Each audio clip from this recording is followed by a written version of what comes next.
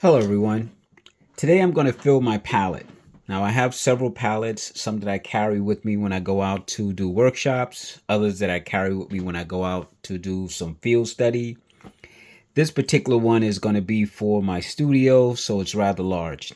It's a 32 well palette, but I won't be filling it up with all of those colors. I'm going to do my best to try to keep this short and sweet. I'm going to tell you how I prep my palette first. I did make a video on it, but I'm going to tell you again. What I use is a glue stick.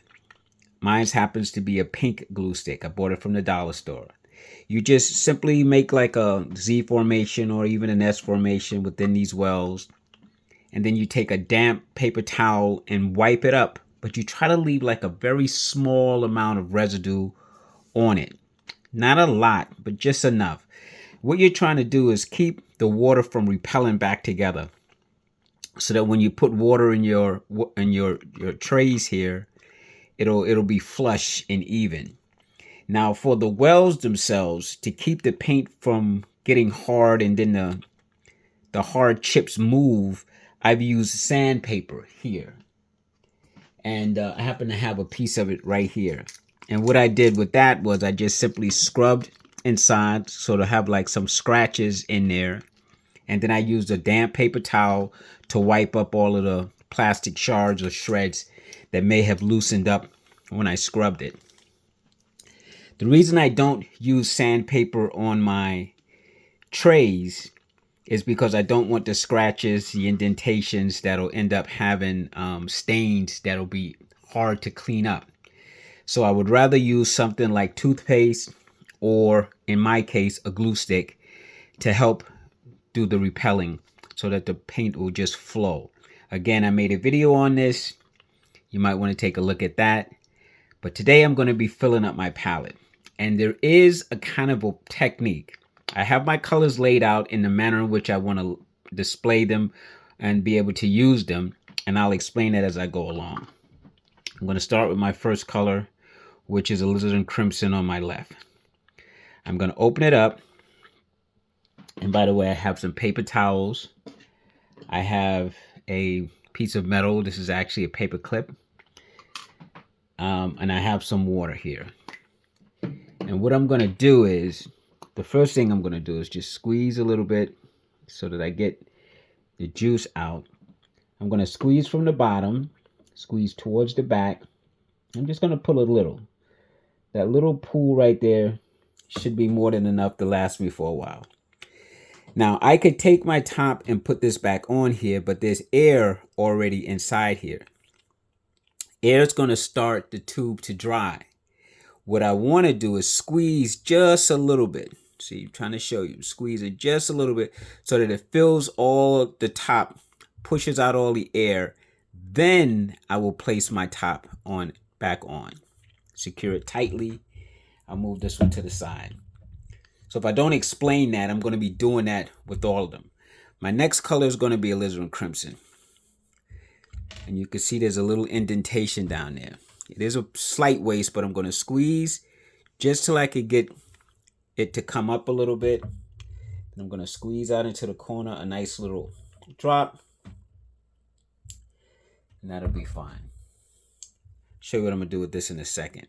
Now, as you can see that little hole that's right down in there?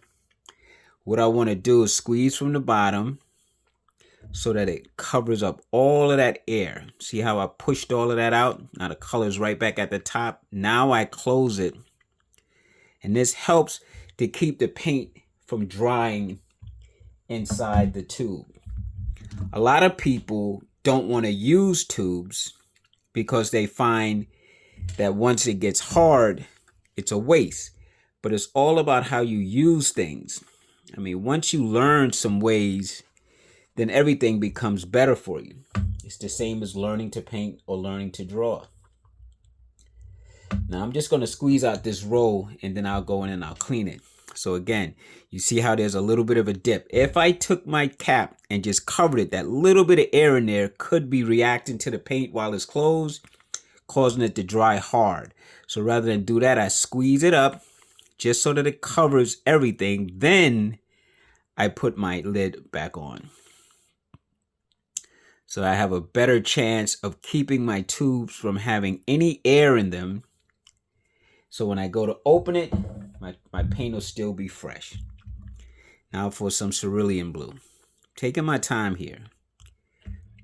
Sometimes there's a little bit of oil or a little bit of a liquid that kind of separates sometimes. So I try to just do that little dot. It's about the most wasted thing I'm going to do. Then I squeeze some color in. Nice little amount. Again, getting rid of that air pocket by squeezing lightly.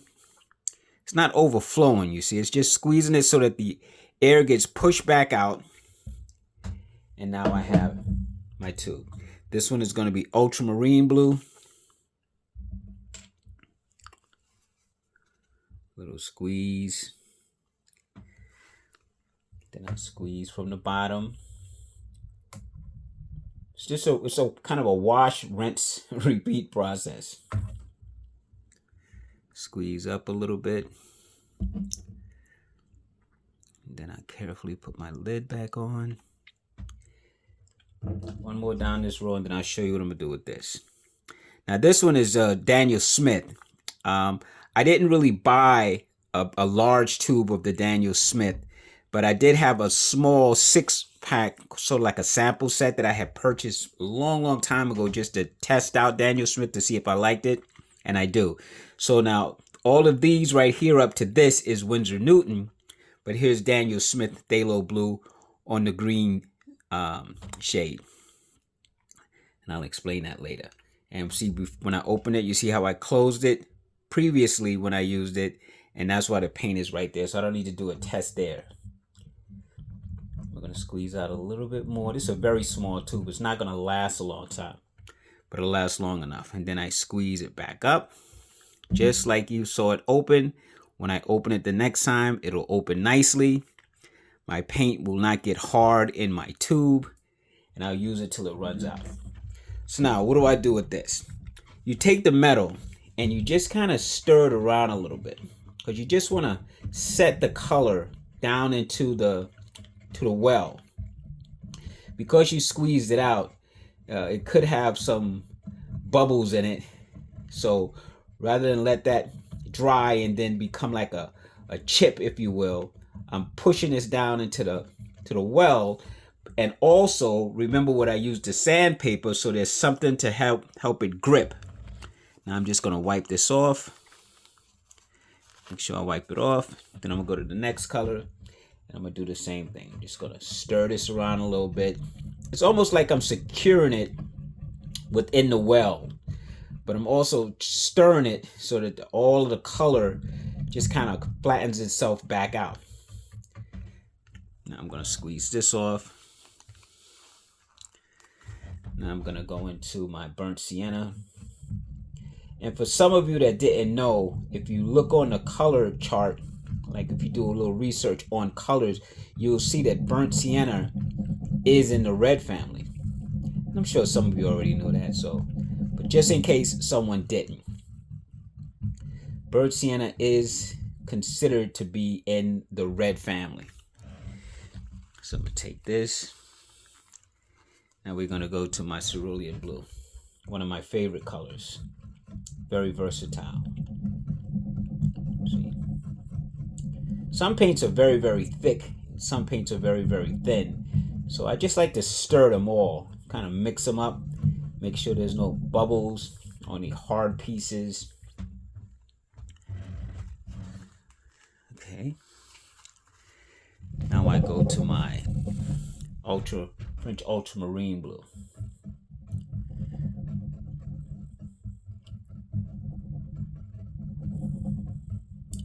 Now, since I'm actually going to be doing this to all the colors, what I'm going to do is I'm going to stop right here on this one.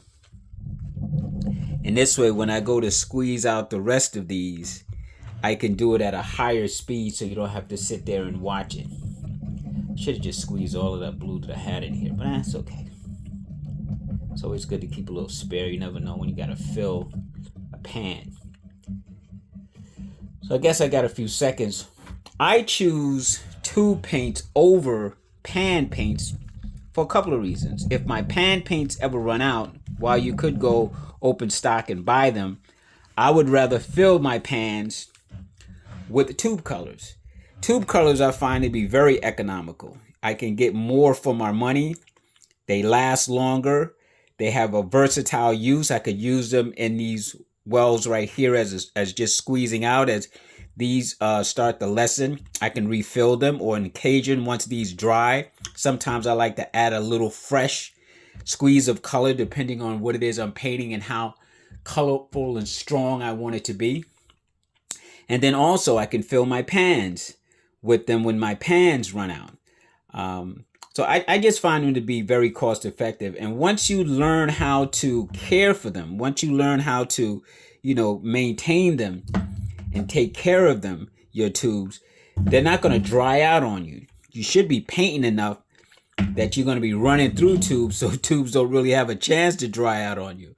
But if they do, it's probably because you let too much air remain in the cap when you closed it, and it caused a chemical reaction to start drying up here, so you can't squeeze the paint out. Then you end up cutting the bottoms to squeeze the paint out that way, and there's another loss because you can never get them back to exactly the way that it was. I mean, I guess you could, but if you're the type of person that didn't take the time to do what I just did, or even know to do that, when you cut your bottoms, you're not going to have the crimping device to crimp it back again. So that's the only reason I said that. But that may or may not be true.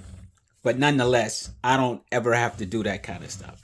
So now at this point, what I'm going to do is I'm going to pause this part of the video so I could reshoot the part of the video that I could speed up just to put these colors in.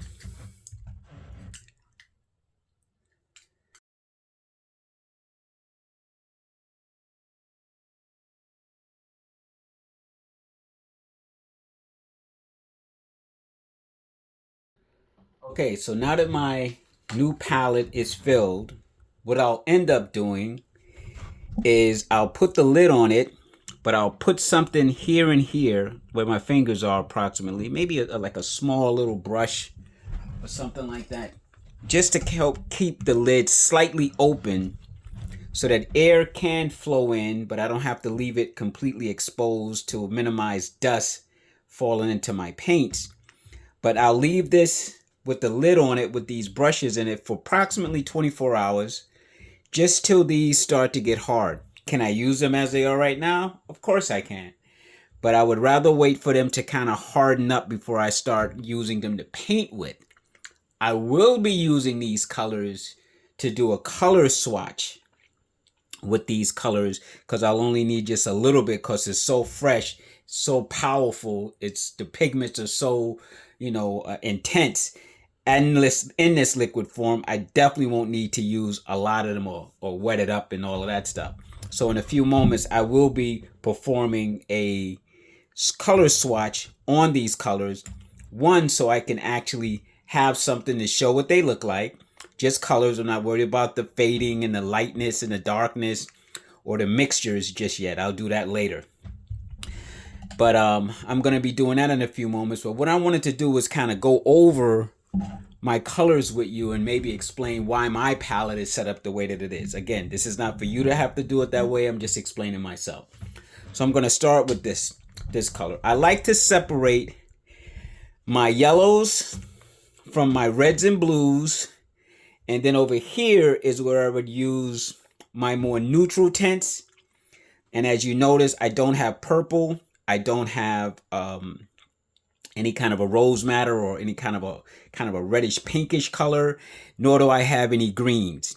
If I were to purchase them in the tubes, they would also go back here or over here.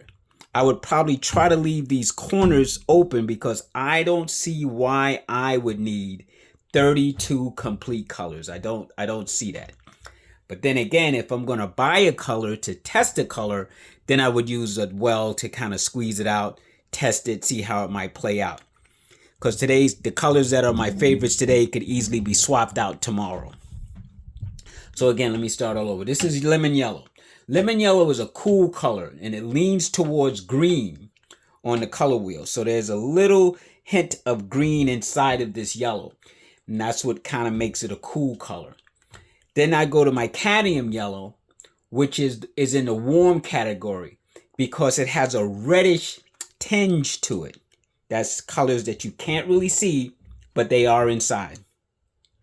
Then I go to my yellow ochre, which is a warm neutralized yellow. In the case of me using the word neutralized yellow, it's slightly different than these neutral tints. So what that means is it's like it has like a kind of a yellow, orange, or pink undertone. Just to note, this color mixes very, very well with cerulean. But that's what makes this color a neutralized, warm yellow. Okay, that's what this is. This yellow ochre is a neutralized, warm yellow. Neutral because it has neutralized because it has a little yellow, orange, or pink inside of it. Then the next color is not a color that is necessarily one that I favor, but I do use it, and it's cerulean yellow. It's a neutral cool. Now this one neutralizes because it has a little blue, purple, or green undertones. And when I say or, it really depends on the manufacturer. It really depends on what that particular manufacturer has decided to kind of like blend into that color. But I need to know this so that I don't confuse this color with a warm mixture and expect fresh color out of it. I'll get into that a little bit later on. This color is more of an experimental color for me. It's called Verona Gold Ochre, which is also in the cool family, and it has the green undertones, which makes it a neutral cool yellow. Okay, then we go on to a color that I really do like, which is quinacridone gold. This is also a cool color, but it has green undertones. Okay, a neutral kind of a yellow. This color makes wonderful natural greens when it's mixed with ultramarine blue, which is why I like this color. This is where I could get some of my greens from. Of course, I can use any of these yellows with a lot of these blues in different combinations to get different variations from somewhat muted and muddy greens to very fresh, crisp, clear greens. But this one, mixed with the ultramarine blue, definitely will give me some really nice natural greens. And I'll get into that a little bit later on too. So this is my yellows. This is what I usually have. This one is an experimental one. Remember the Verona. So I'm not heavily vouching for it yet. The cerulean, I don't really need it, but I like it because it has a neutral green on the blue purple side, where the other ones are more on the orange pink side. So I just like to have that variation. Cool and warm is very important for me. Then I swap over to my red blue area. Now, alizarin crimson is a cool color, but it has a green tinge to it. Cadmium red is a warm red on the orange spectrum, so it has a touch of yellow in it. Okay, so and then you have the burnt sienna, which is in the warm colors with a tinge of yellow in it also. Then you have the cerulean blue, which is a cool color on a green bias. Okay, then you have the ultramarine blue, which is warm, which has the red orange tinge to it. And then you have phthalo blue. Now, phthalo blue comes in two shades. It's either going to be on the red shade, which would make it a warm because it's on the red tinge, or it could be on the green shade, which would make it cool because it's with the green, it's on the green tinge. Now, the green tinge phthalo blue is basically what they call the default phthalo blue. So 9 times out of 10, and don't quote me on this, but 9 times out of 10, if you buy a color, no matter if it's a brand or off brand, and it says Stalo Blue and you can't see whether it's on the green or red shade, chances are it's on the green shade because that's a default color. That's the most common color. But if you look here on this particular one, you can see it says Stalo Blue green shade. See? And that makes a difference because now you know what its other components are. Now, when you get to these neutral tints, which I do have 2 of them because I'm kind of playing between Daniel Smith and Winsor Newton. I'm just experimenting to see which one of these has a slightly different impact. But when it comes to neutral tints, they're pretty much composed of the same colors. It's like when you go to a Payne's Gray. Like a Payne's Gray is basically going to be made up of the same colors. It's usually cool and it's made with a mixture of pigments that gives a kind of a blue-gray appearance. When you go to neutral tints, they're in the gray hues, but they don't carry any dominant shade. They're neither warm nor cool. They're neutral, which makes this neutral use of the word different than when I used it over here. That's my palette. And in closing, I just want to use these 2 to have a short discussion based on the color wheel video that I did that says this. And this is why I kind of match up. This throws it off just a slight bit, but I kind of match up my colors to one another. This is like now my color wheel. Okay, so if I go to mix a red with a yellow, chances are I'm going to go with the yellow that's right across from these reds to get the best natural results. What do I mean? If I mix alizarin crimson and yellow together, I'm going to get a nice, clean orange. If I mix cadmium red and cadmium yellow together, I'm going to get an orange, but I already know because of the tints that are inside of this, it's actually going to give me a somewhat muted orange. And then the same would be true if I cross mix. If I use alizarin crimson and cadmium yellow, I automatically know I'm not going to get a very fresh, clean orange. I will get an orange. It will be slightly muted, but maybe that's what I want. But it'll be a different muted orange than if I mixed cadmium yellow and cadmium red together. I know it's already going to be muted, but it won't be as bad as this. If I mix alizarin crimson and lemon yellow together, I'm going to get a very clean, nicely presentable orange. And I could do this going to the greens. I could do this going into the purples or violets. Because to me, you need to know your cools and your warms, what's inside of them, as you heard me try to say, one's on a green tinge, one's on a red tinge, because it's important to note that these 2 have the same basic composition in them. They're set up structurally to match one another perfectly. This yellow has a little bit of green in it. This alizarin crimson has a little bit of green in it. So automatically they're not fighting against one another. Where if I go with another color that has an opposite in it, now I'm mixing 3 colors together or 4 colors together, it just gets complicated. You could spend a lifetime dealing with colors. I'm not going to bore you with that. I basically just wanted to show you how I set up my palette, a new palette, and this is my setup and why.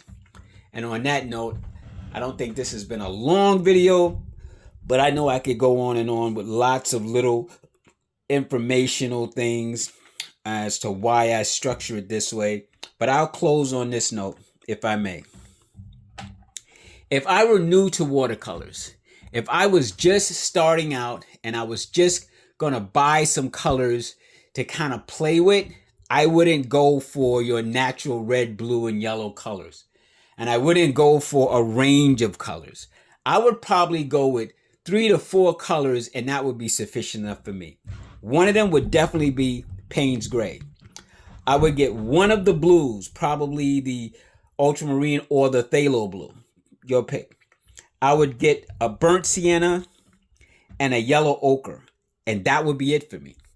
The burnt sienna, the yellow ochre, the Payne's Gray, and one of these blues would be more than enough to give me a nice range of values that as a new person, I can take all of the color mixing theory out of the game, still get a green out of it if I need it, still be able to kind of lean into somewhat of a purplish category.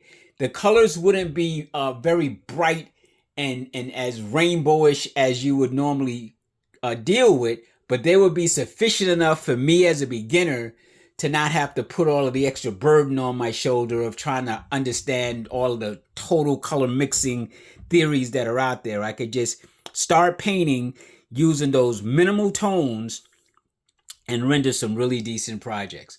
That's how I would look at it. Someone else might tell you, oh no, get the spectrum, get a nice yellow, get a nice red, get a nice blue, get a nice neutral. Okay, you can do that.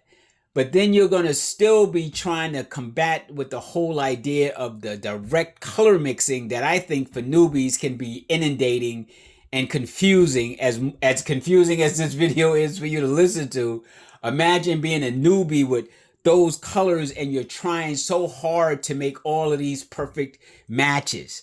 When what I'm trying to share with you is those other colors that I mentioned, the Payne's Gray, one of these blues, a burnt sienna, and a yellow ochre, you're gonna get some nice mixes out of it, but you won't have to grapple with that. You'll be worried more about your color consistency. You'll be worried more about your water to paint ratios. You'll be worried more about your values. You'd be worried more about how to just get your tones in, how to identify them, how to actually render them. And then once you've achieved that level of success and even some handling of your watercolors to get your nice decent washes out of it, then you can always incorporate other colors and bring them in and start your color theory process. I'm just saying it's not something you need to jump right out of the gate and do. That's just me. I'm just saying that that's not always the way to go. Watercolors is not a very forgiving medium. It's not the kind of medium that you could just dance into and expect to get great renderings out of it. You may spend a lot more time learning about your colors than you will rendering good pieces.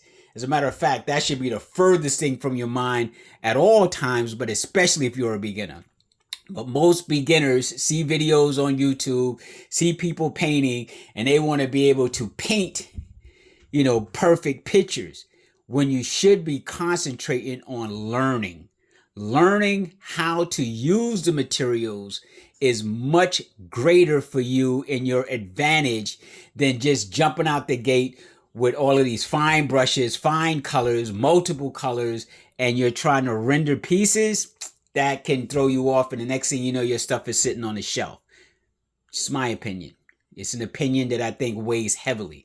It's an opinion that I think has a lot of truth to it. It's an opinion as to why some people dabble with watercolors and then they end up throwing them away because it can get so confusing. I'm just saying, take a lot of the confusion out, take a lot of the mastery out, take a lot of the wanting to know or learn so much that it just becomes too much. Start simple. 4 basic colors, nice little brush, some water, decent paper, have at it. So that's all I have to say about this. My next video, I'm going to be taking something that I drew, because I like to draw. I drew this chart of my palette. No, it's a little wonky, but it's okay. Because what I want to do next is color swatch. And I want to color swatch exactly how my palette is laid out. So I'm going to make a video in a little while and probably just put it on. I won't do a whole lot of talking on it because I've already described everything I need to describe. So I'm just going to say, this is how I would make a color wash. It's just as one way.